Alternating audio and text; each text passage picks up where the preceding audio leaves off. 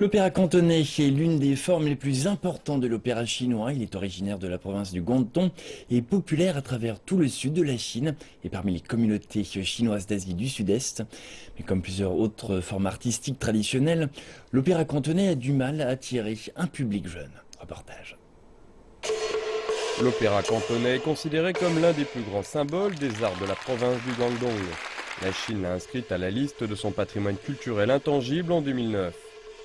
Zhang Wentuan est l'une des meilleures actrices de l'opéra cantonais. Elle se produit sur scène depuis plus d'une vingtaine d'années. Elle donne également des cours dans des universités durant son temps libre. Des écoles d'opéra professionnelles et des universités m'invitent pour enseigner aux étudiants. Je suis très heureuse de pouvoir partager mon expérience avec les jeunes. C'est un projet appelé l'opéra cantonais entre à l'école.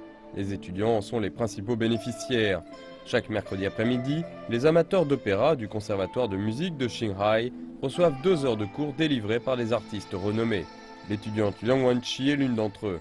Elle apprécie l'opéra cantonais depuis l'enfance et a appris elle-même à partir de vidéos.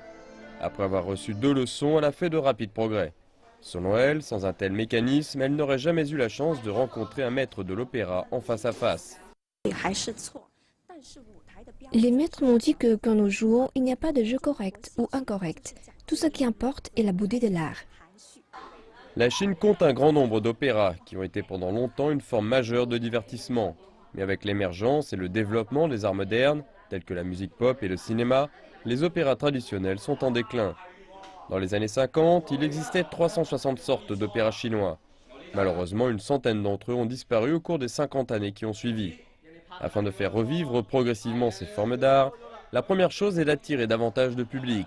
Et c'est exactement ce que la troupe de l'opéra cantonaise du Guangdong est en train de faire actuellement. Nous espérons que davantage de jeunes acteurs talentueux se joindront à nous, mais de manière plus importante, nous voulons encourager les jeunes spectateurs à venir voir des spectacles d'opéra traditionnels. C'est comme planter une graine dans leur cœur, cela pourrait éclore. Les troupes d'opéra travaillent également à l'écriture de nouveaux textes basés sur des histoires contemporaines, ainsi qu'à la création de scènes et de décors d'opéra modernes, et elles continuent de trouver de nouveaux moyens pour faire prospérer de nouveau cet art traditionnel.